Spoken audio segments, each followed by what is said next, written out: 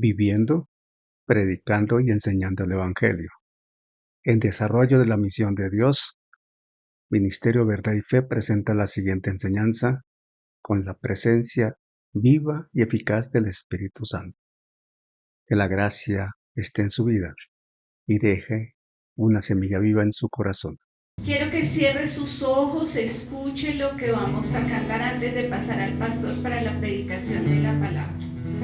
Quiero que usted tenga paz en esta tarde. Hemos estado aplaudiendo, gritando, pero quiero que usted dedique un momento para recibir. Aleluya. Vamos todos a cantar. El Espíritu de Dios está en este lugar. Y el Espíritu de Dios se mueve en este lugar. Y está aquí para consolar. Y está aquí para Quita vendas, destrapa y oídos, está aquí para guiar.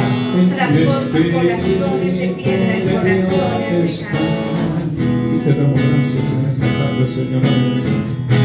Y el Espíritu de Dios está en este lugar.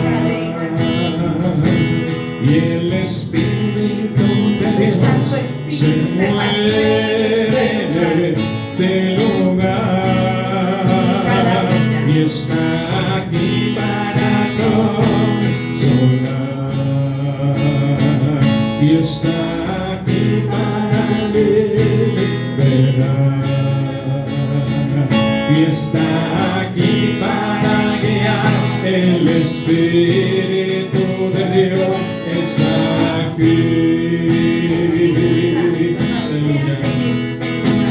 Muévete en mí.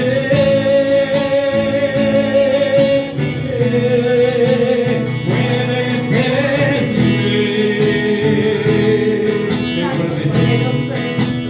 Toma mi mente y mi corazón. Llena mi vida de tu amor. Muévete en mí, Dios Espíritu, muévete en mí, Señor. Muévete en mí,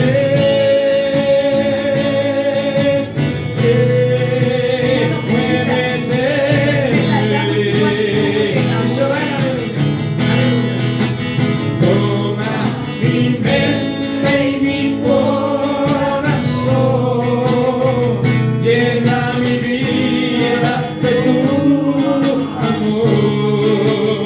Muévete en mí,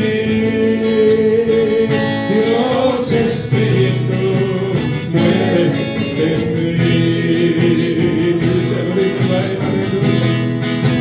Muévete en mí, Dios Espíritu, muévete en mí.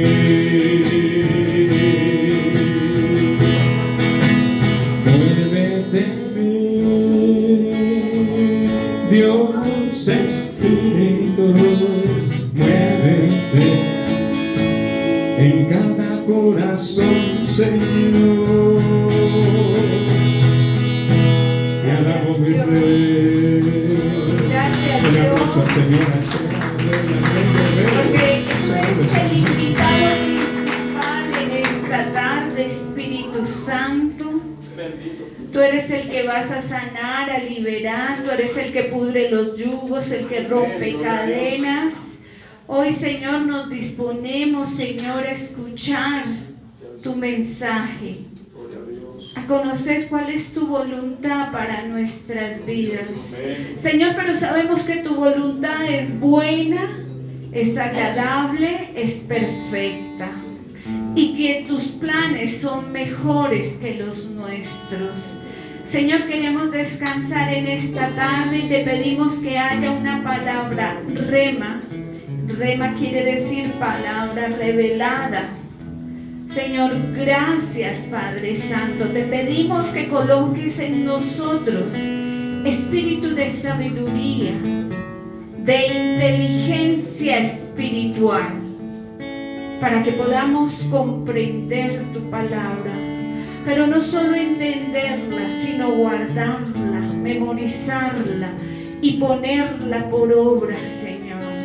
Yo te pido, Señor, que bendigas al portador de tu palabra, que pases un carbón encendido por sus labios, que él no hable de lo suyo, sino de lo que tú le has enviado a hablar. Toda la gloria es para ti, Padre Celestial, y te hemos orado en el nombre poderoso de Jesús de Nazaret. Amén y amén. Aleluya. Gloria al Señor. Nos gozamos en Cristo Jesús. Muy buenas tardes para ustedes. Hoy estamos tributando al Señor rendidos en alabanza y adoración de corazón. Nuestra ofrenda económica la podemos depositar otro día. Hoy traemos esa ofrenda del Espíritu, porque en Espíritu y en verdad lo estamos adorando a Él. Amén. Y permítanme decirles que anoche enseñamos por gracia del Señor del libro de Hebreos. Estamos enseñando los miércoles de Hebreos, y el Señor nos conducía a hablar en esta enseñanza sobre la confianza que genera el Señor a los hombres, a la iglesia. Dios siempre ha actuado y hecho cosas para generar confianza, absoluta confianza. Verbo y gracia. Si el Señor te sana de un cáncer, absolutamente seguro que tú tienes confianza en el Señor, ¿o no? Amén. Claro que sí, porque te salió de un cáncer. Si el Señor te provee milagrosamente una economía para solventar una situación económica, justamente tú dices: Dios es grande y maravilloso, ¿cómo no voy a creer en Él? Mi confianza está en Él, ¿verdad? Perfecto. Si el Señor, después de tus oraciones, trae un familiar tuyo a sus pies y ves que esa persona se transforma, cambia su vida completamente, tú dices: gloria a Dios, mi confianza está en el Señor. ¿Amén o no amén? Amén. Lógico. Pero si nada de esto ha sucedido en tu vida, tú sigues confiando en el Señor. Necesitas que se den esas obras y esos hechos para confiar en Él. La Biblia relata suficientes hechos como para confiar en Dios. Amén. Porque estamos en juego con la fe. Si vamos a Hebreos 11:3, dice que por la fe entendemos y aceptamos que el mundo fue hecho por lo que relata Génesis 1:1 y 1:2. Y entonces seguimos confiando en el Señor igual, haya hecho o no haya hecho milagros y cosas extraordinarias visibles en nosotros. Porque sabemos ya por el relato bíblico que han sucedido acontecimientos en otras épocas, en otras personas. Amén. Muchachos, por favor. Orden. Y cuando vamos al relato bíblico,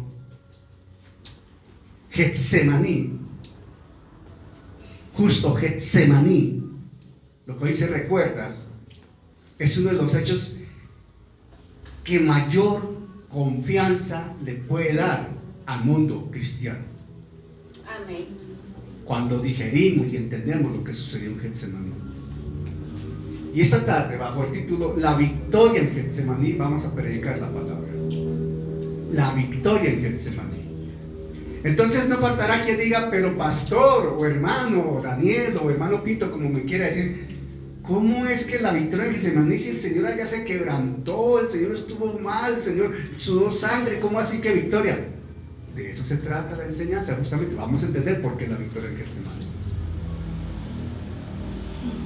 Partamos de este principio esencial y necesario de entender, fundamental para todo creyente: aceptarlo, entenderlo, comprenderlo, digerirlo. Si no se produce Getsemaní, no hay obra de la cruz. No se concibe la obra de la cruz sin un Getsemaní. Se necesitaba el Getsemaní para que Jesús subiera a la cruz. Era necesario. Por eso es valioso lo que sucedió en Getsemaní. Y Getsemaní será intermedio entre el momento que se reunió en el aposento alto con sus discípulos a vivir el momento cuando se estableció el nuevo pacto, en la última cena del Señor. Salen de ahí, se van al olivar donde está Getsemaní, y después de Getsemaní viene la cruz del Calvario, viene todo el proceso para llegar a la cruz del Calvario. Es muy importante Getsemaní. Se suele hablar de la Semana Santa. Es un contexto que se desprende de la iglesia tradicional romana, y el mundo que está influenciado por la iglesia católica romana celebra la Semana Santa. Pero el mundo que tiene un contexto más de orden protestante, que se llama en algunos lados evangélicos, en otros, o cristiano, para entenderlo en nuestros términos, no celebran Semana Santa. Usted mira el calendario norteamericano, allá no están de festivo hoy. Allá no hay Jueves Santo ni Viernes Santo, en Canadá tampoco, en Alemania menos, en Suecia tampoco. Eso es más de los países latinos. ¿Por qué? Porque para nosotros los cristianos la semana no es santa, los santos somos nosotros. Y eso hay un cambio sustancial en ese término. Hoy pasaba justamente al lado de una iglesia católica y veía cantidad de gente allí y reflexionaba. Claro, esperan el Jueves Santo para venir a la iglesia. ¿Les será suficiente eso? Es la pregunta. Getsemaní, la victoria en Getsemaní. Entonces, una Semana Santa más para el mundo tradicional, pero para nosotros no es una Semana Santa más. Para nosotros es un día donde nos reunimos para poder adorar, alabar, agradar al Señor con nuestro tributo de gratitud, de reconocimiento. Nuestro tributo para decirle a Él: Señor, gracias por lo que has hecho por mí. Porque hoy es un momento para entender que la obra de la cruz fue una obra sustitutiva, y en ese Getsemaní el Señor ya estaba pensando en ti y en mí. ¿Por qué? Porque la salvación es personal, no colectiva. ¿Me estoy explicando? La salvación es personal, no colectiva. De los que estamos presentes acá, nosotros como pastores vamos a darle cuenta al Señor de nuestro ministerio, lo que hicimos como pastores acá, sí. Lo que hicimos como maestros también. Lo que hicimos como creyentes, sí. Pero nuestra relación es personal con el Señor. Henry, personal con el Señor. Cada uno de ustedes personal con el Señor. Aquí no se ampara uno en la colectividad. Aquí no se ampara uno en la colectividad. Como ellos son santos, entonces yo me meto en el grupito y ahí voy con ellos. No, Señor. No, Señor. Porque con Dios no hay colados. Alabado sea Dios. En el Señor no hay infiltrados. Al cielo no llegan infiltrados. Al cielo no llegan colados. Al cielo no llegan oportunistas. Al cielo no llegan avivatos. Al cielo llega el que se arrepiente y es lavado por la sangre del Cordero. Al cielo llega el que recibe a Cristo como Señor y Salvador. Al cielo llega el que nace de nuevo, no el que juega a ser cristiano. Te dirá alguien: uy, pastor, usted como que predica duro y como que es fuerte el mensaje. Amarres el cinturón, hermano, porque el Espíritu Santo empieza a hablar. Una semana más, un Jueves Santo más, perfecto. Pero es un equivocado enfoque que le da la iglesia tradicional. Los santos somos nosotros. Todos los días son santos y nosotros nos comportamos como santos. Pero este tiempo de merecido descanso para muchas personas, como suele darse, mucha gente está descansando y está bien. Ok, eso está bien. Salen con su familia, van de reposo y descanso, perfecto. Nosotros como pastores no nos disgustamos por eso. Hay parte de los pastores se disgustan, y de qué manera, porque la gente se va la Semana Santa a descansar. ¿Cómo así que va a salir si es justo la Semana Santa? A ver, pastor, ¿usted qué Biblia lee? Si el hermano quiere salir con su esposa y con sus hijos en esta semana porque se le da la ocasión para salir, ¿por qué no? Vaya, hermano, descanse, perfecto, muy bien. repose, comparta con su familia, gloria a Dios. ¿Acaso eso los hace menos santos o les va a robar la salvación? No, no. Unos hermanos de la congregación hace unos días me dijeron: pastor, no vamos a estar en estos días porque vamos a viajar a encontrarnos con uno de nuestros hijos en Estados Unidos. Hermano, gloria a Dios, vaya con su hijo, con su familia. Qué bueno que se puede encontrar con ellos, qué bueno que pueda compartir con ellos, qué bueno que pueda estar allá, que conozca. Qué bueno, hermano, cuando regrese aquí lo esperamos. Gloria a Dios, vaya, hermano bendecido. Diferente, hermano. O sea que nosotros no nos disgustamos por los hermanos que están descansando, de ninguna manera. Nos podríamos disgustar por aquellos que pudiendo venir no vienen. Tampoco nos vamos a disgustar por eso, porque cada quien tiene su conciencia y da cuentas a Dios finalmente. Pero nos gozamos de los que están presentes, porque estamos rindiendo tributo a quien vive. Amén.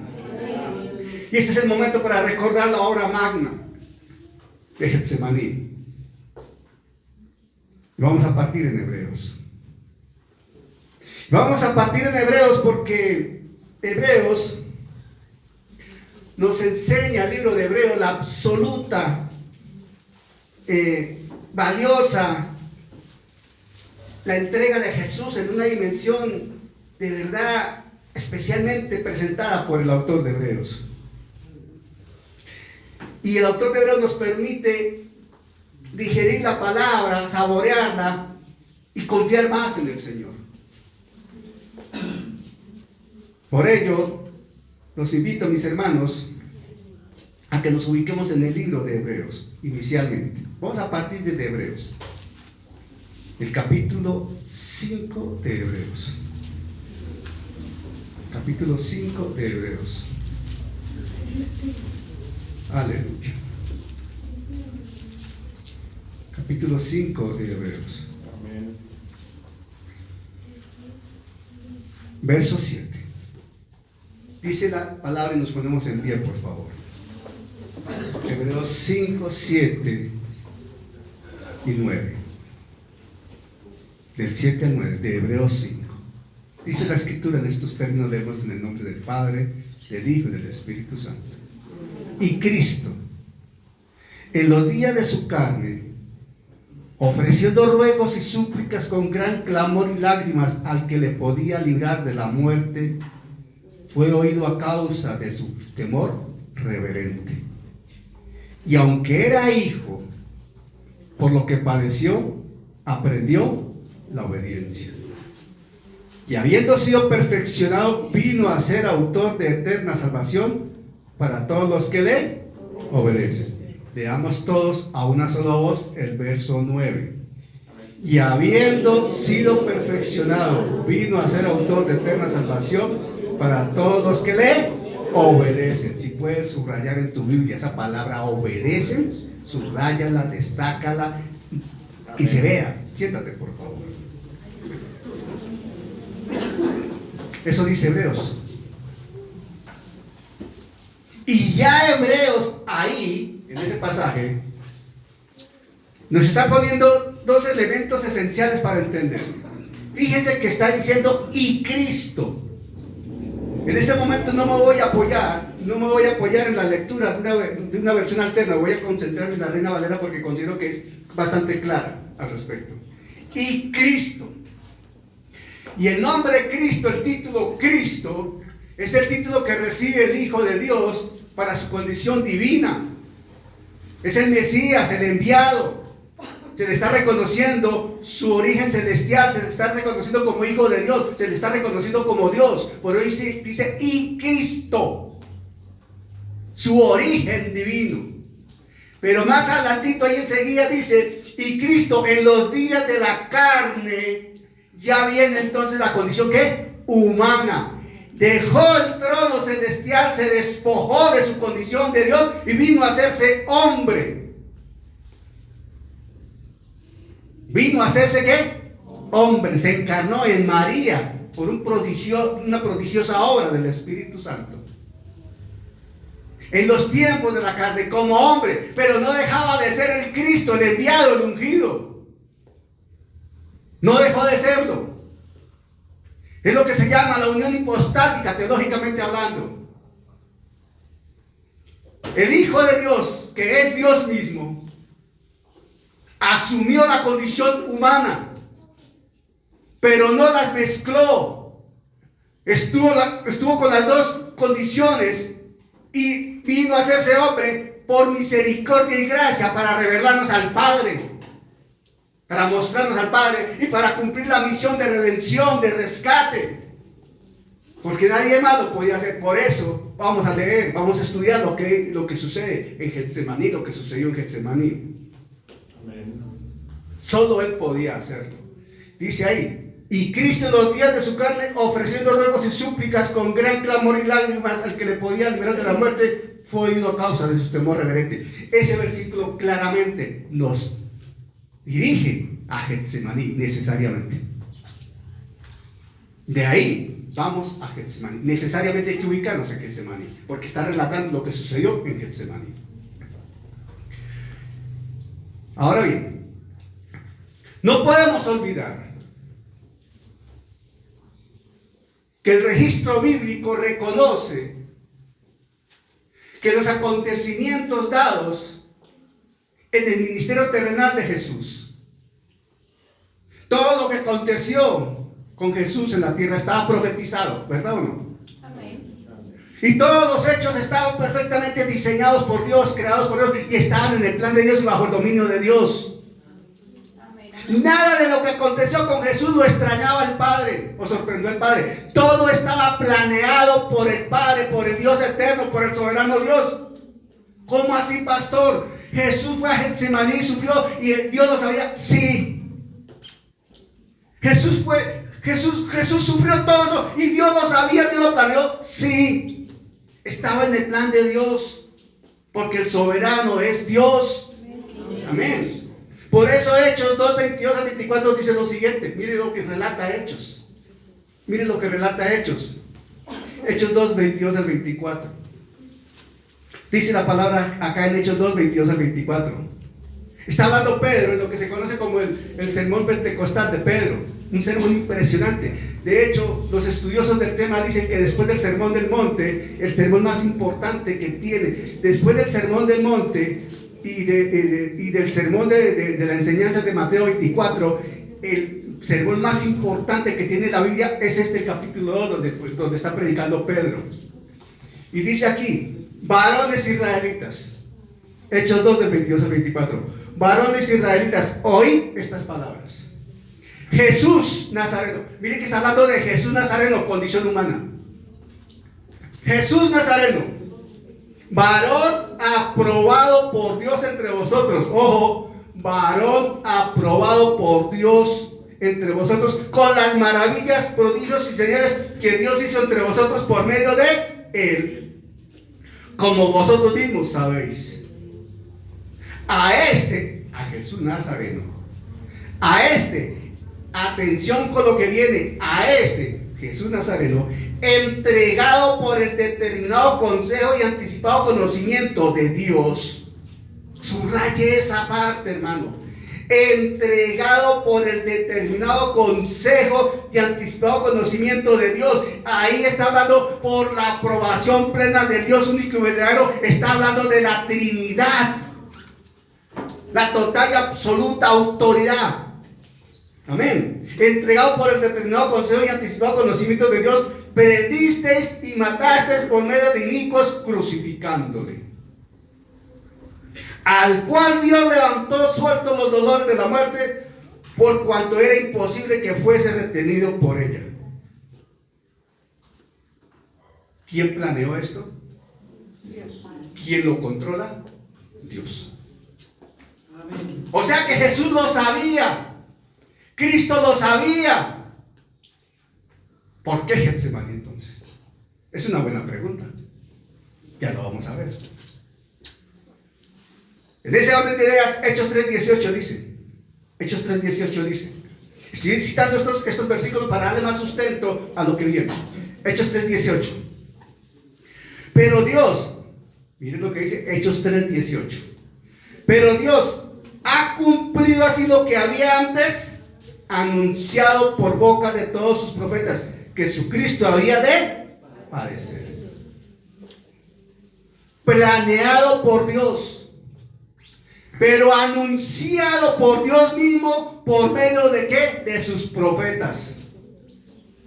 ¿En dónde empezó a anunciarse los hechos que terminarían con la salvación? Usted puede mirar perfectamente en su casa Génesis 3:15, ahí empezó.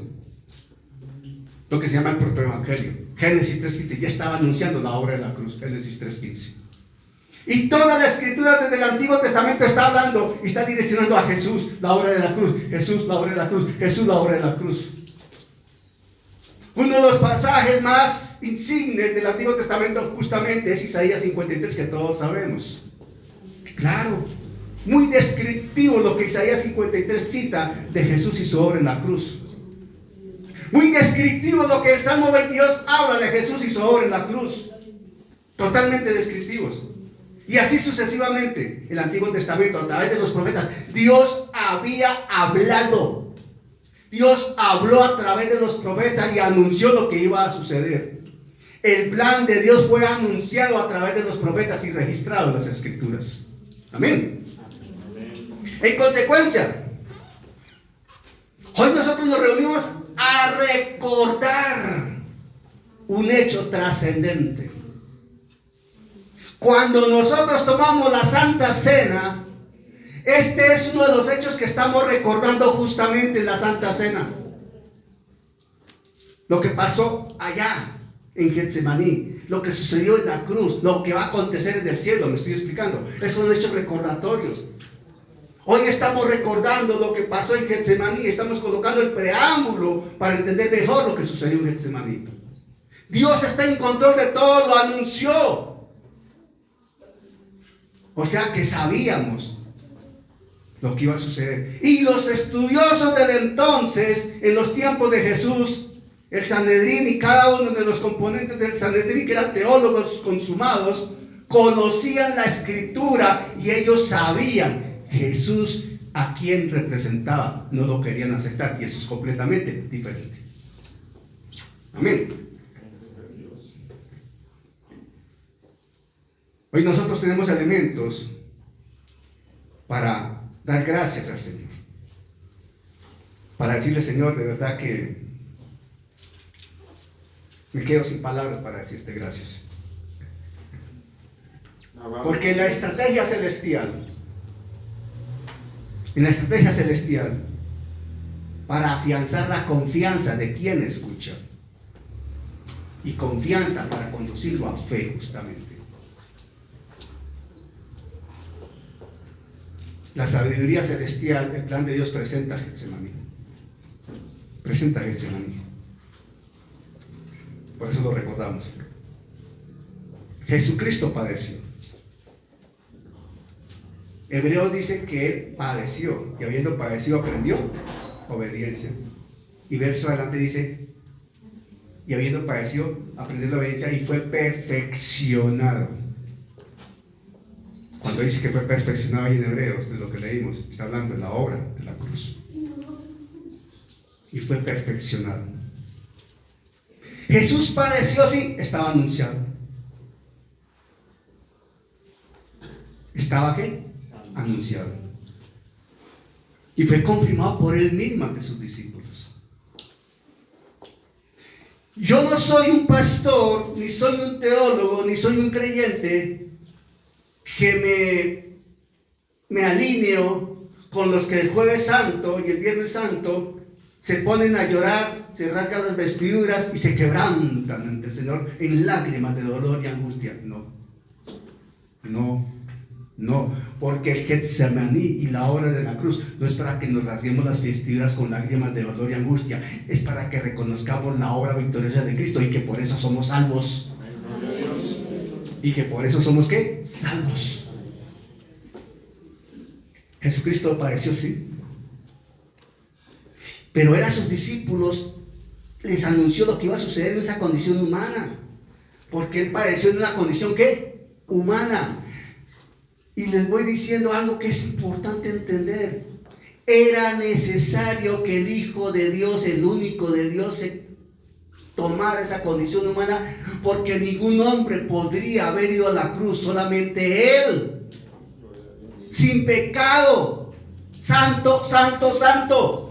Y lo que Él padeció humanamente visto, solo lo podía recibir Él, solo lo podía padecer Él, solo lo podía sufrir Él, solo lo podía superar Él, nadie más.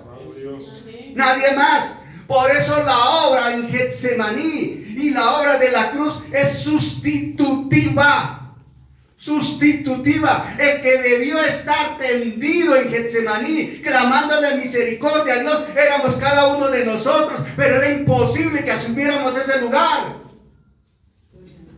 Por eso Él lo tomó y padeció por nosotros. Quien debió estar clavado en la cruz éramos cada uno de nosotros, pero era imposible. Lo asumió Él. Y antes de la cruz incluso hay una acción de injusticia absoluta. De total y absoluta injusticia. Es el juicio más desacreditado que pueda registrar la historia humana. Cuando ponen a Barrabás y a Jesús, ¿a quién dejó libre? A Barrabás, a Barrabás, a Barrabás. Y al criminal y asesino Barrabás lo soltaron y dejaron a Jesús detenido. Pues déjame decirte, y no lo tomes como un insulto, ese Barrabás está representando lo que éramos cada uno de nosotros sin Cristo. Ese Barrabás está representando, reitero, lo que éramos cada uno de nosotros sin Cristo, sin Cristo. Porque era necesario que Cristo, Jesucristo, fuera a la cruz. Amén. Perfecto. Dice Hebreos que Él en condición de hijo, y allá está escrito con mayúscula, de hijo. El único hijo, heredero de todo lo que Dios gobierna, enseñábamos anoche. Heredero de todo. Y anoche enseñamos un segundo tópico de esa majestad divina. No solo hablábamos de que Él es el heredero de todo, sino que Él es el autor de todo, el creador de todo. Entonces, quien tomó nuestro lugar en Getsemaní, quien tomó nuestro lugar en la cruz, quien tomó nuestro lugar para quedarse en reemplazo de Barrabás, el Hijo de Dios, heredero de todo, creador de todo, soberano de todo, quien sustenta todo, no puede tener nuestra confianza. Amén. Gloria a Dios. Estamos entendiendo a quién adoramos, a quién alabamos, estamos entendiendo quién nos salvó. Perdóname si soy tan crudo, pero es que no podemos quedarnos solamente con decir, sí, Cristo, el Hijo de Dios, y ya se acabó. No, Jesucristo, el Hijo del Dios viviente, el heredero, el creador, el que tiene la sustancia de Dios, el quien es Dios mismo. Él tomó nuestro lugar. Porque Él no dejó de ser Dios, pero necesitaba tomar la naturaleza humana. Amén. Ahí Mateo 26, vamos a Mateo 26. Nos ubicamos en Mateo 26. Ahora viajamos de Hebreos a Mateo 26. Aleluya. Dios es bueno. Y a la altura de Mateo 26, a la altura del verso 36, vamos a leer 36 y 38. Le pido el favor a mi amada esposa que leamos Mateo 26, 36 y 38, mamá. Aleluya. Mateo 26.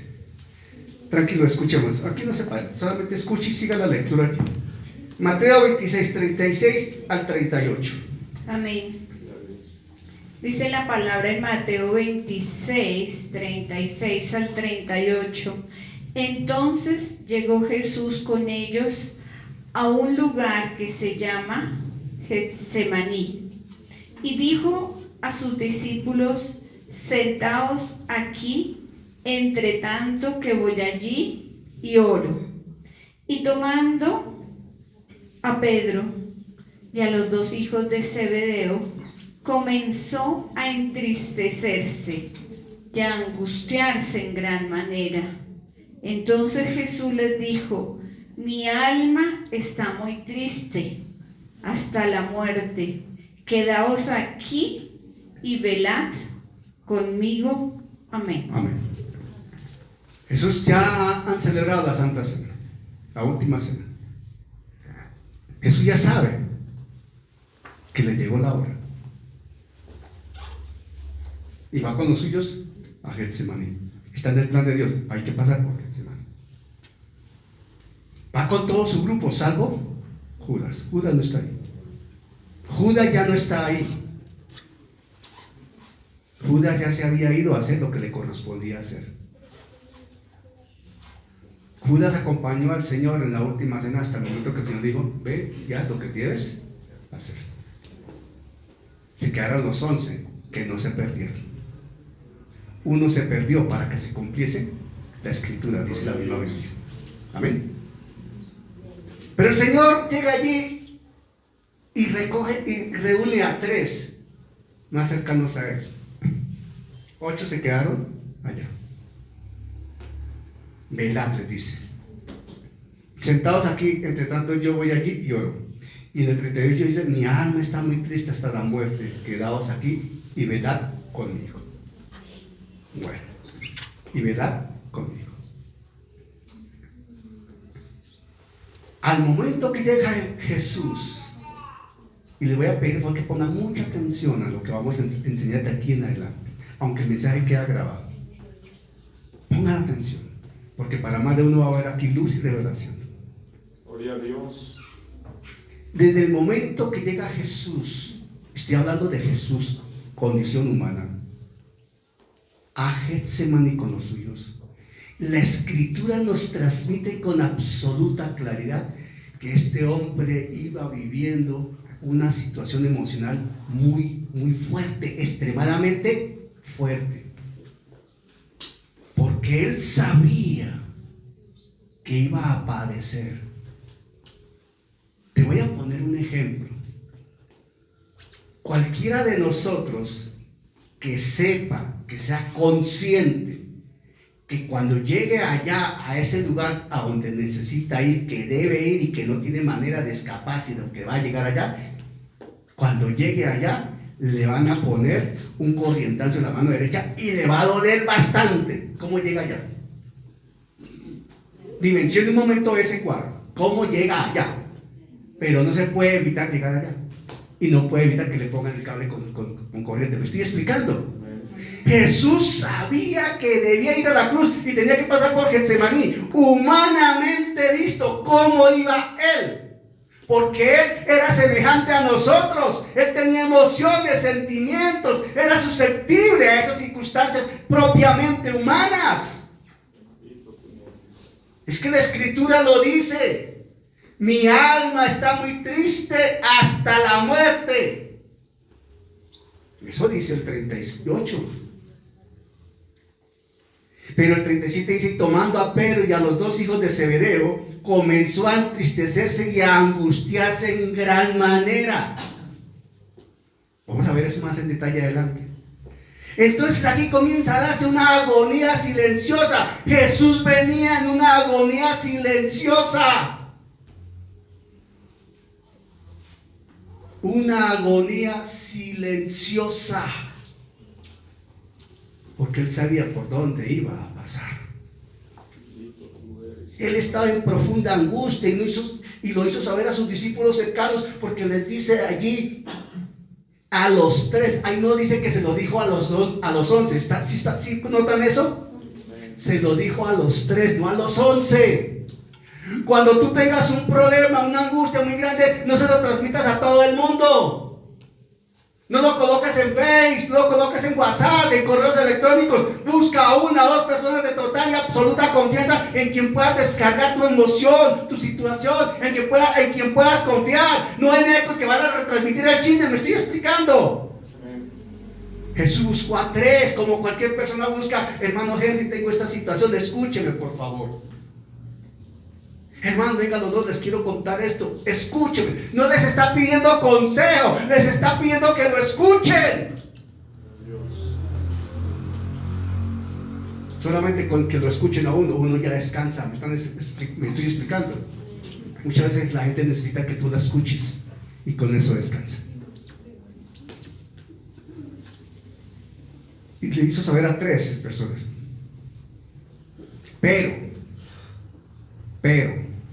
Pero se lo hizo saber a 3 personas, pero se presentó ante el Padre. Amén. Esto es trascendente. Se presentó ante el Padre. Se humilló ante el Padre. Ahí dice que él oró ante el Padre. Yendo un poco adelante, verso 39, y se postró sobre su rostro orando y diciendo: Padre mío, si es posible, pase de mí esta copa, pero no sea como yo quiero, sino como tú. Se postró ante el Padre, y entonces voy a graficarlo para que entendamos. Jesús no hizo esto. Padre, no, se postró ante el Padre, hizo esto.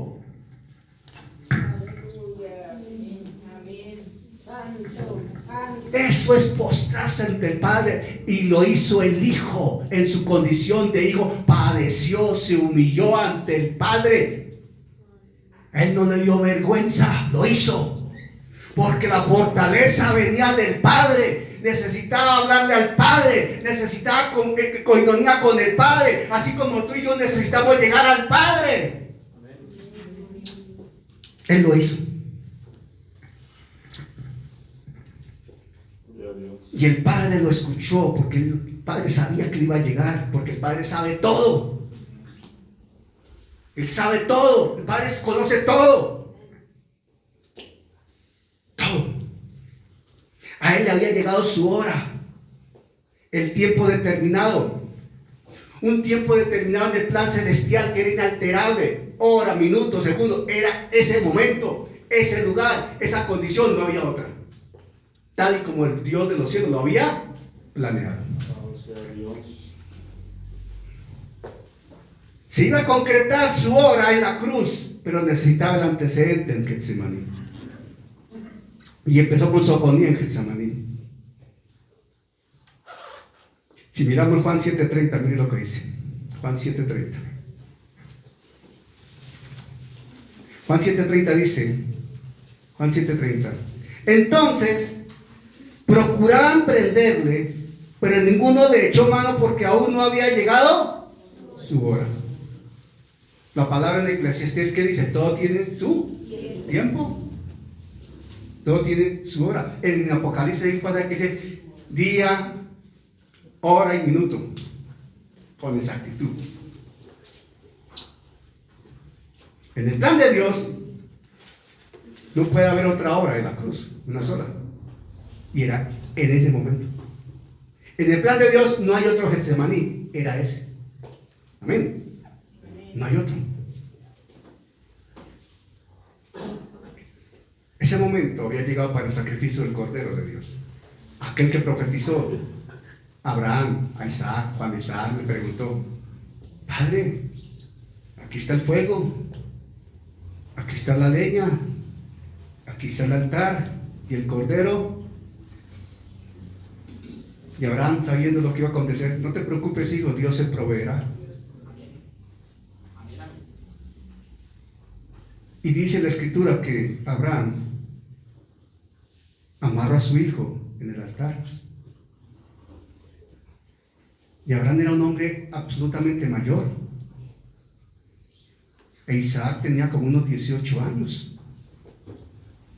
Nos hemos preguntado cómo logró Abraham que Isaac se subiera allá, se dejara atar para ser sacrificado. ¿Te has preguntado eso en algún momento? Venga, chino, camine, que es que lo voy a subir allí y lo voy a sacrificar. Vamos. Y Isaac, papá, ¿usted está loco? ¿Qué le pasa? ¿Qué se fumó? No, fíjese. No. Allá en Génesis 22 nos están hablando del Getsemaní de Abraham. Abraham vivió su propio Getsemaní porque iba a entregar a su hijo, a su único. Se lo pidió Dios y él obedeció. Pero Isaac es el cuadro de Jesús, obediente al Padre y obediente a su Padre celestial y a su Padre terrenal, porque Isaac subió voluntariamente. Abraham no tenía cómo obligarlo ni forzarlo. A Isaac subió voluntariamente a ese altar, así como Jesús sube voluntariamente a la cruz. Pero para Abraham era un Getsemaní, porque él iba sufriendo. ¿Cómo creen que iba Abraham sabiendo que iba a sacrificar a su hijo? 3 días de camino. Y él sabía que iba a sacrificar a su hijo. Cuando le llega la pregunta vida de parte de sus hijos. Y en este caso de Isaac fue: Padre, ¿y en dónde está el cordero? Porque veo el fuego, veo la leña, pero no veo un cordero. ¿Dónde está? Y después: hijo, tú eres el cordero, sube acá. Dios pide que te sacrifique. E Isaac: bueno, Padre, si el Señor lo pide, aquí estoy. Traten de dimensionar eso por un momento. El Getsemaní de Abraham es el Getsemaní de Cristo, de Jesucristo. Ahí, antes del altar, está el Getsemaní. Y cuando de pronto Abraham voltea, cuando el Señor le dice: no, basta, basta, basta, porque él no lo iba a dudar, él lo iba a hacer. Y voltea, mira, y hay un cordero ahí ensartado. Porque Abraham le contestó a su hijo: tranquilo, hijo, Dios se proveerá. Hay que leer bien: Dios se proveerá. Y efectivamente Dios se proveyó un cordero santo, Jesucristo, el Hijo del Dios viviente. Eso se cumplió en la cruz. Palabra profética de los hechos de la cruz. Y había llegado la hora. Si el Señor era consciente de su sufrimiento, era consciente que iba a pasar allí a muerte. Pero saben una cosa: la agonía de Jesús no era porque iba a morir, no. El sufrimiento de Jesús no era porque iba a morir, no. El sudor en sangre de Jesús no era porque iba a morir, no. No. La agonía de Jesús era porque iba a estar en la cruz, separado del Padre por un tiempo. Eso le daba angustia y agonía, porque tenía que tomar el lugar de nuestros, aquellos que se separan del Padre por cuenta del pecado. Aleluya. Eso se llama la muerte espiritual de Cristo, en una fracción de tiempo en la cruz, porque Él dijo: Dios mío, ¿por qué me has desamparado? Después dijo: Padre, te encomiendo mi espíritu. ¿O no dice eso la Escritura? Jesús pasó por ahí.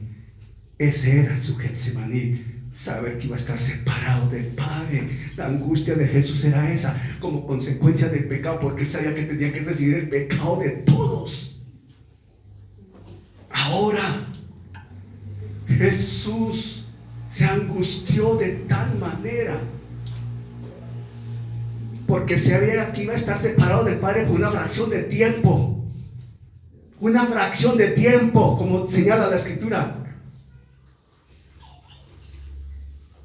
¿Sabe la angustia que debe vivir alguien? Porque va a estar separado de Dios por toda la eternidad. ¿Entiendes de dónde te saca el Señor cuando te llama salvación, varón? De estar separado de Dios por toda la eternidad. Y de vivir una angustia como la que vivió Jesús por toda la eternidad, con conciencia de que pudo ser salvo y no lo fue.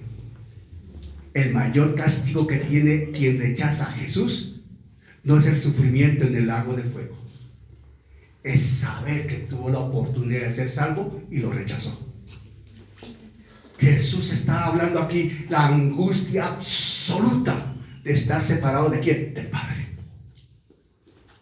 Por eso el mundo vive en angustia, una angustia existencial total, porque el problema del mundo es uno solo: estar sin Cristo.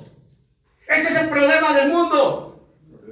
Las consecuencias de él, del pecado, todos los conocemos, está alrededor nuestro. Pero la solución para el mundo es una sola: se anunció en la cruz. Pero la respuesta del mundo también es una sola: le dice sí o le dice no, no puede quedarse en medio. Es sí o es no. Mateo narra una secuencia de hechos que siguen un orden especial. Hay un adverbio ahí que es entonces. Si nosotros vamos ahí, verso 31. Verso 31 dice de Mateo 26: entonces, desde atrás, Jesús le dijo: todos vosotros os escandalizáis. Cuando está hablando de la negación de Pedro, entonces. En el 36, entonces. En el 38, entonces. En el 45, entonces. Cuando uno está contando un cuento no se debe decir y entonces no sé qué. ese verbo se usa mucho. La Escritura lo está usando acá. Entonces, es una secuencia de hechos. Entonces. Así como en otros elementos de la Escritura viene, ¿por qué? Romanos 1 cita, ¿por qué? ¿Sí o no? Hay que saber entender eso. Por ahí hay que leer todo el contexto para saberlo entender. Pero ahí está. Y Jesús entonces lleva a los suyos, los exhorta a orar. Tomó a Pedro, a Jacobo y a Juan. Jacobo y Juan son los hijos de Zebedeo. Los lleva a orar. Los llevó más adentro del huerto. Y vienen 3 oraciones. Vienen 3 momentos que señala ese pasaje. 3 momentos. Y aquí hay algo muy diciente en esos 3 momentos.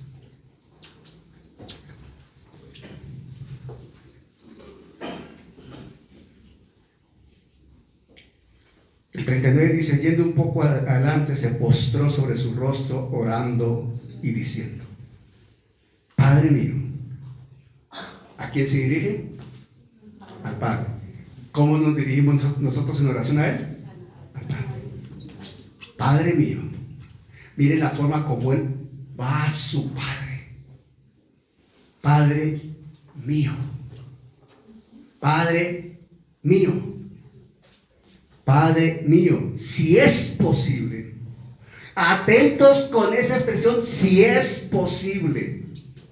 Si es posible, pase de mí esta copa, pero no sea como yo quiero, sino como tú. Pero ¿va a quién? Al Padre. ¿Quién tiene la autoridad?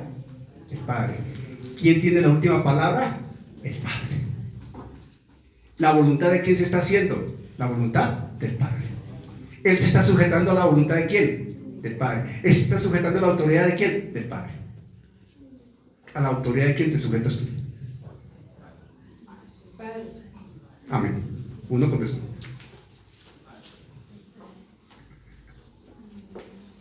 Pero Jesús necesita transmitirnos a nosotros la evidencia de sus emociones.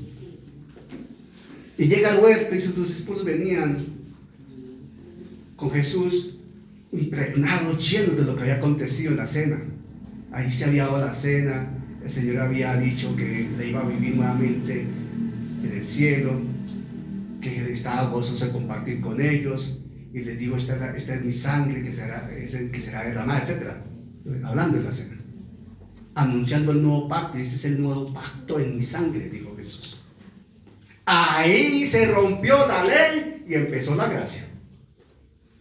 Ahí, en ese momento, cambio de dispensación. Eso tiene un contexto histórico teológico profundísimo. Cambio de dispensación. Profundísimo es esto. No hay tiempo de enseñar lo que no estamos en este tema. Recordemos que cada vez que iban avanzando hacia Getsemaní, no tanto los discípulos no eran conscientes de lo que iba a suceder. Seguían al Maestro. Pero Jesús sí sabía lo que iba a acontecer. Entonces, humanamente, cada paso que daba Jesús, recordemos cada paso que daba Abraham hacia el monte. Cada paso que tú das cuando sabes que tienes que afrontar una situación. Cuando hay que afrontar una situación o hay que afrontar una situación. No tienes manera de evitarla. Hay que afrontar una situación. Cuando tienes que ir a pedir perdón, por ejemplo. A alguien le está hablando el Señor. Tienes que pedir perdón. Ese es tu Getsemaní hoy. Y tienes que afrontarlo y llegar allá y pedir perdón. Decir, si me equivoqué, perdóname, porque definitivamente me equivoqué, la embarré y estoy mal y necesito tu perdón. Alguien debe hablarle a alguien de perdón. Si tú no pides perdón, te vas a seguir comiendo la situación que estás viviendo. Y para pedir perdón hay que tener pantalones también, pero creerle a Jesús y ser guiado por el Espíritu Santo. Y el Señor llega allá. Las palabras que se toman del griego, ustedes saben que yo acudo mucho a ese tipo de explicación. Las palabras que se usan del griego acá en Mateo y en los evangelios para hablar de las emociones del Señor son absolutamente enfáticas, clarísimas. Ese verbo entristecerse, que está ahí En el 37, entristecerse y angustiarse. En el verso 37. Ese verbo entristecerse implica, transmite, da a entender sentir profundo dolor. Profundo dolor. Estar afligido a lo máximo. Profundo dolor y una aflicción a lo máximo. Jesús en Getsemaní pasó por ahí, porque sabía lo que venía en la cruz, no la muerte, sino estar separado del Padre por el pecado. El verbo angustiarse transmite la idea, significa estar profundamente afligido, estar seriamente preocupado, totalmente preocupado. Una inquietud producida por un dolor o prueba. Atención, lo voy a leer textualmente. Implica una inquietud producida por un dolor o prueba de la que es imposible escapar. Hay que pasar por ahí. Y hay que pasar por ahí. Wow, Dios. Les voy a contar un testimonio personal. Yo tengo 2 implantes en mi dentadura. Duré casi año y medio, ¿cierto? Casi 2 años, 2 años y medio en ese proceso. Los implantes. Son 2 implantes que tengo, pero en 2 ocasiones mi organismo rechazó uno de los implantes. En 2 ocasiones salió el implante.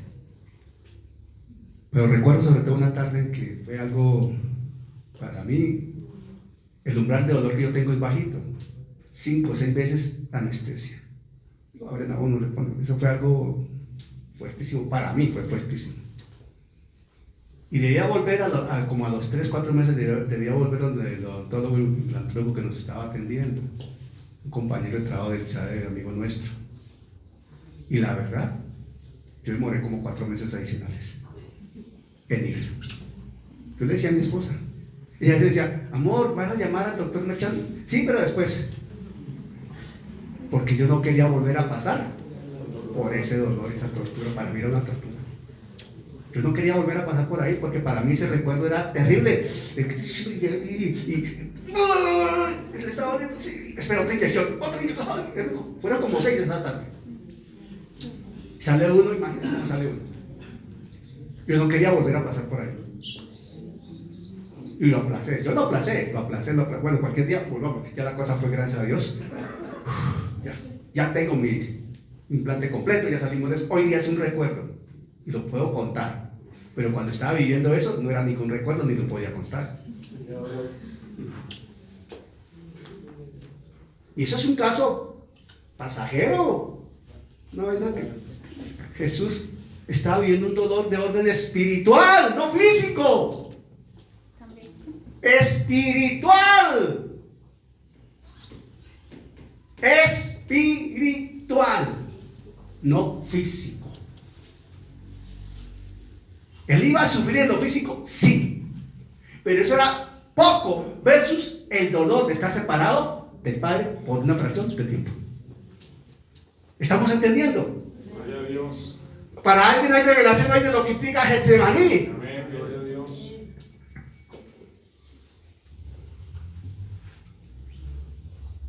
Y son precisamente Mateo y Marcos los más descriptivos en esta situación. Porque Mateo dice entristecerse y angustiarse en gran manera. Mi alma está muy triste hasta la muerte. Dice Mateo 26, 37 y 38, ¿cierto? Eso dice Mateo. Y Marcos 14, 33, 34 dice, comenzó a entristecerse y a angustiarse y les dijo, mi alma está muy triste hasta la muerte. Ojo, atención, esta descripción es muy profunda. Te voy a poner en ese contexto para que me entiendan.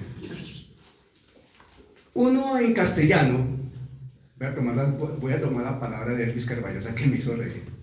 Uno en castellano se muere de muchas cosas. ¿Está haciendo frío? Uy, me muero el frío. Me muero el frío. ¿Qué quiere decir? Ahí está haciendo mucho frío. Llega el niño a la casa de David. Papá, llega la niña, papá, me muero de hambre. Él no llama a la funeraria, sino va a darle comida o no. Porque la niña tiene hambre. Me muero de la risa.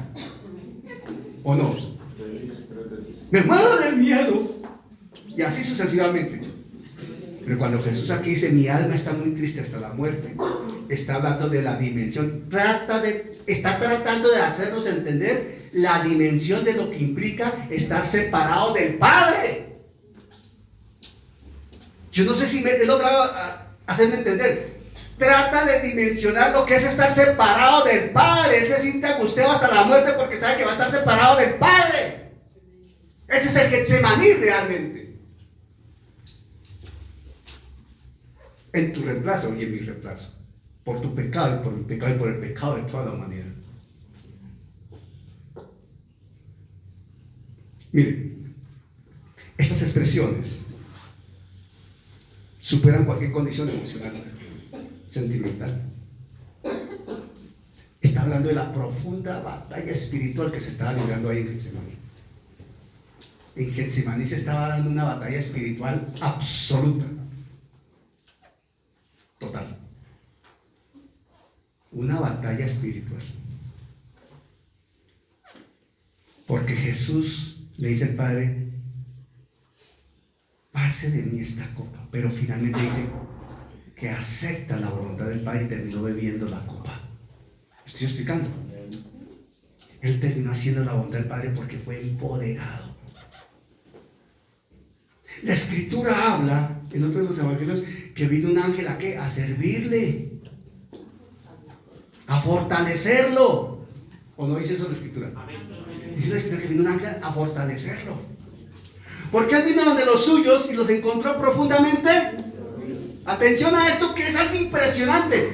Jesús está orando, está tirado al piso, cara al piso ante el Padre, rogándole en sus 3 oraciones, rogándole, Padre mío, si no puede pasar de mí esta copa sin que yo la beba, hágase tu voluntad.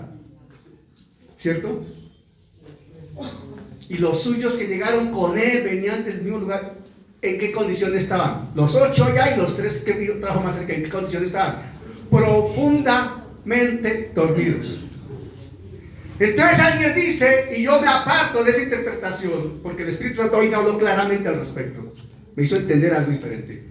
Yo me aparto de los que le dan con todo a los 3 apóstoles. Mire, si hay que no pueden orar ni siquiera media hora, y el Señor dice, ¿no podéis estar conmigo 1 hora?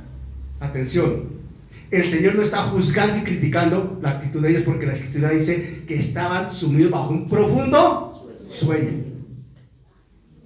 Lo que la Escritura está enseñando y confirmando, ratificando y aclarando en una mayor dimensión es que ese Getsemaní y esa oración no la podía vivir un humano, la tenía que vivir el Hijo de Dios. No era para nosotros, era para el Hijo de Dios. Él tenía que pasar por ahí. Él tenía que pasar por ahí, no otro. El Hijo de Dios solamente. ¿Por qué? Porque después cuando termina esto, el Señor llega donde él dice, vamos, se acerca el que me va a entregar, vamos. ¿O no dice eso en la Escritura? Ya se paran, se les fue el sueño. Y cuando viene el fulano Judas con su gente, y llega Marco allá, todo atrevido con Jesús, dice la Escritura en una parte, en una dice, sale Jesús, mire, sale Jesús empoderado, fortalecido, había bebido la copa de la voluntad de Dios, había superado el momento, sabía lo que iba a vivir, pero el Padre le había respaldado, el ángel lo había sustentado, etc. Y sale el Señor, ¿a quién buscáis? A Jesús Nazareno, yo soy. Todos cayeron. Y aún la autoridad de Jesús, el poder del Padre, el poder del Hijo, el poder del Espíritu Santo, saca a Pedro su machete y se da contra Marco y le mete el machete, ¿sí o no? Le vuela la oreja. Y Jesús le responde algo impresionante. Lo voy a citar así, no voy a leerlo textualmente. Le dice, espérate, Pedro. Cálmate, Pedro. No es así. No es así. Y va donde Marco. Yo creo que se cogió la oreja a Jesús. Tranquilo, Marco. No te preocupes. Tranquilo. Le puso la oreja. Te sigo amando, Marco. ¿Cómo quería Marco? ¿Alguien se ha preguntado cómo quedó Marco ahí? Oye, ese es un buen tema para predicar un día de estos. ¿Cómo quedó Marco ahí? Y le restauró su oreja. Pero a Pedro le dijo, no es con espada, Señor. ¿Acaso no he de pasar por ahí? ¿No le dijo eso el Señor? Palabras más, palabras menos. Debo pasar por ahí. O sea, no impidas que suceda esto porque está en el plan de Dios. Ya la actitud de Jesús es diferente. Ya no está viviendo la agonía de Getsemaní, ya la había superado. El Dios de los cielos lo había abrazado. El ángel lo había fortalecido. El Espíritu Santo lo había vuelto a fortalecer y a empoderar. Y Jesús ya estaba nuevamente en total y absoluta seguridad de lo que iba a hacer. Ay, Dios. Bendito eres tú, Señor. Esas tres oraciones nos marcan la importancia de la oración, la trascendencia de la oración, y nos dejan ver la soberanía absoluta de Dios y el señorío pleno de Jesucristo. Y nos dejan ver algo, hermanos. Nosotros sin Cristo no somos nada, porque ahí quedó demostrado profundo sueño. ¿Acaso ustedes creen que estos apóstoles no eran de oración? Díganme ustedes. Estos eran hombres de oración. Habían sido enseñados por el Señor.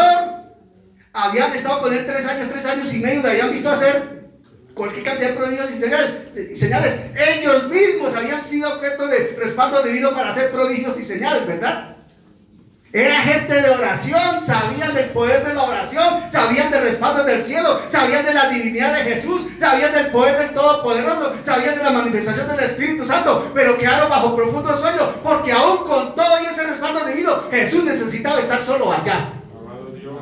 Pero nos deja un crudo mensaje. Nosotros sin Él no podemos hacer nada. Necesitamos que Él esté con nosotros. No podemos hacer a nuestra cuenta las cosas. No podemos llegar a orar a nuestra manera. No podemos llegar a actuar a nuestra forma. No podemos llegar a solucionar cosas según nuestro criterio. Necesitamos de Jesús.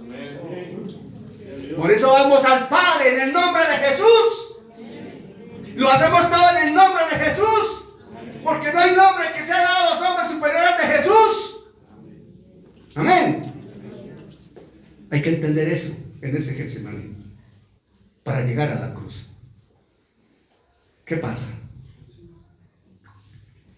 La condición humana es incapaz de hacer lo que Jesús hizo en Getsemaní. La condición humana es incapaz de hacer lo que Jesús hizo en la cruz. Porque la Escritura enseña claramente que el agraviado es Dios, no un hombre. El ofendido es Dios. Y la paga del pecado es muerte. Y el único que podía pagar para resucitar y dar vida, Jesucristo, Hijo único de Dios. Nadie más. Esas 3 oraciones se superan. Esas 3 oraciones pasan. Esas 3 oraciones quedan en el registro histórico para indicarnos después que cuando Jesús llega donde los suyos, para decirles levantados, vamos, ya pasó todo. Jesús viene victorioso. Jesús ya no viene con dolor y angustia, ya no dice que está angustiado profundamente. Él no dice eso. Él no dice eso. Levantados, vamos, ven, se acerca el que me entrega, dice el 26:46. ¿Sí dice eso o no dice eso? Levantados, vamos, se acerca el que me entrega. Una persona angustiada en gran manera, entristecida hasta la muerte, ¿habla así? No, ella estaba en el poder del Señor, del cielo, con el Espíritu Santo, sabía, listo, ya. Ahí sí, para las que sea, ya, ahora sí voy. Ya bebí la copa. Ya bebí la copa de tu voluntad, Señor. Ya entendí, ya voy a superar ese momento que voy a estar alejado de ti. Me va a doler, pero contigo voy pasando. Ya lo supero. Vamos, vienen los que me van a entregar.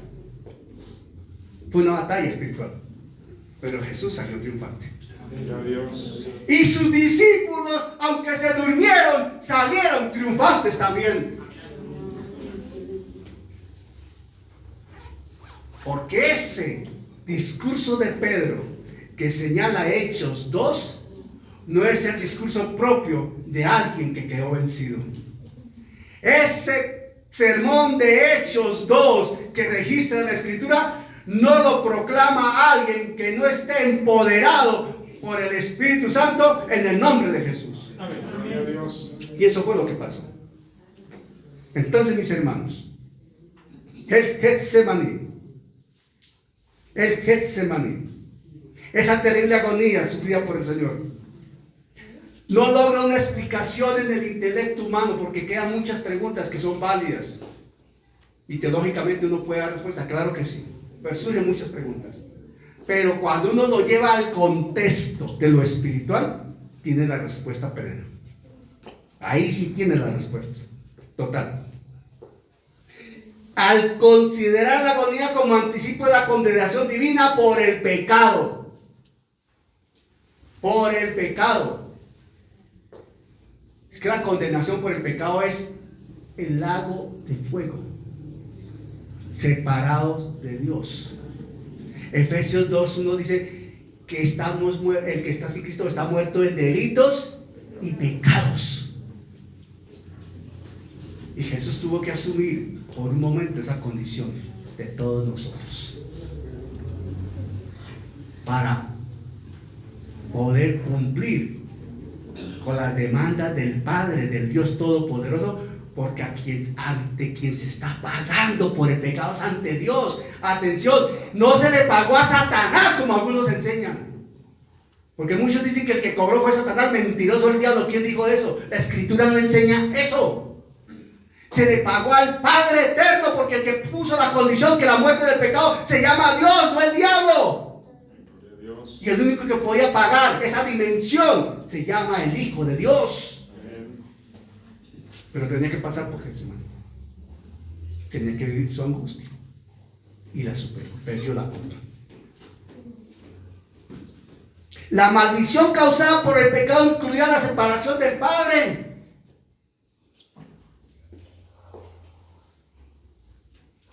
El que está muerto en delitos y pecados está separado del Padre.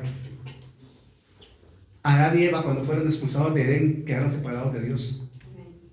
Romanos 3:23 dice que por causa del pecado fueron destituidos de la gloria de Dios. Jesús tuvo que vivir ese momento allá en la cruz para poder suplir las demandas del Padre. Esa es la restitución que Jesús hizo en la cruz. Esto no es nada menor. Y usted demandaría mucho más tiempo para enseñarlo más ampliamente, y cuando estudiemos Romanos lo vamos a estudiar un poquito más ampliamente. Pero es que Dios es el ofendido. Getsemaní no se puede ver desde la óptica humana. Getsemaní hay que mirarlo desde la óptica divina, porque ante quien se está presentando para pagar es Dios. La cruz no se mira desde la óptica humana, se debe mirar desde la óptica divina, porque quien debe aprobar o rechazar la ofrenda se llama Dios. Y Jesús bebió la copa de Getsemaní para ser aprobado en la cruz y ser perfeccionado en ella. Ponte de pie, por favor. No había otra manera, mi hermano. No había otra manera. Yo podría durar perfectamente 3 horas hablando de Getsemaní, pero hay que resumir la enseñanza y nos toca hoy resumirla. Pero yo sé que más de uno aquí ha salido edificado para la alabanza y la gloria del Señor. Esta palabra quede en cada corazón. Amén. Gloria a Dios. Dice el versículo 45: entonces vino a sus discípulos y les dijo: dormid ya y descansad. He aquí ha llegado la hora, y el Hijo del Hombre es entregado en manos de pecadores. ¿Somos sus discípulos? ¿Creemos y hemos aceptado la obra que Él hizo por amor allí en la cruz? Entendemos que no es como están enseñando ahora, que fue un error, sino fue un plan, algo que estaba planeado por el Padre y que aceptó el Señor Jesucristo. Yo lo creo. Y esta es la invitación que hoy les hacemos, a que usted crea que fue por amor y que fue algo planeado por nuestro Padre Celestial. Y que el día que usted lo acepta como Señor y Salvador, y usted confiesa que cree lo que pasó allí en la cruz, su vida cambia. Porque usted lo acepta como su Señor y su Salvador. Y le pide que escriba su nombre en el libro de la vida y nunca lo borre. Y le pide que le perdone porque usted se arrepiente de esos pecados. Y también le pide que le selle el sello del Espíritu Santo que de aquí pertenece a Dios. Eso pasó allí. Mañana vamos a ver las 7 palabras. ¿Qué pasó en la cruz? Vamos a ver la compasión que tuvo, el momento de separación, la muerte espiritual, en 7 palabras. Mañana vamos a profundizar. Cierre sus ojos. Señor, yo te doy hoy gracias por la vida de mis hermanos, Señor. Por la vida de aquellos, Señor. Porque yo sé que no ha sido casualidad que estén ellos hoy aquí. Yo te pido, Señor, que tú te reveles a sus vidas, que los inquietes. Señor, fue por amor, por tu infinita misericordia, que tú pagaste el precio de sangre hasta la última gota. Y tomaste el lugar de cada uno de nosotros.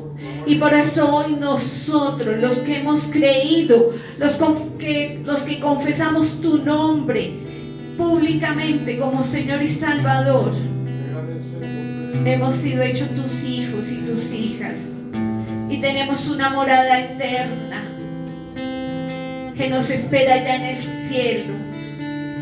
Y a ti, mi hermano, mi hermana, que aún no has reconocido al Señor Jesucristo como Señor y Salvador, si quieres hacer esa oración, nosotros te esperamos aquí adelante para que lo hagas con nosotros. Señor, te damos toda la gloria, toda la honra, Señor. Gracias, Espíritu Santo, porque tú eres el que convence de pecado, de justicia y de juicio. Gracias por esta palabra. Gracias, Señor, por los que invitaron a sus familias, a sus hermanos, a sus tíos, a sus cuñados, a sus sobrinos, porque les aman y quieren que ninguno se pierda, que puedan disfrutar de la herencia celestial allí en el cielo y no ir al lago de fuego. Gracias, Dios, por lo que has hecho, porque ya pasó, por lo que estás haciendo y por lo que harás. En el nombre poderoso de Jesús te hemos orado. Señor, vamos a salir de este lugar, mas no de tu presencia. Ayúdanos, Señor, a ser un testimonio vivo, a ser luz para nuestras familias, para nuestros vecinos, para nuestros compañeros de trabajo, nuestros compañeros de estudio. Ayúdanos a ser diferentes. Que cuando salgamos por esa puerta no salgamos igual que como llegamos. Te necesitamos. Gracias Padre, gracias Hijo y gracias Espíritu Santo. Amén. Amén. Y amén. Dios les bendiga.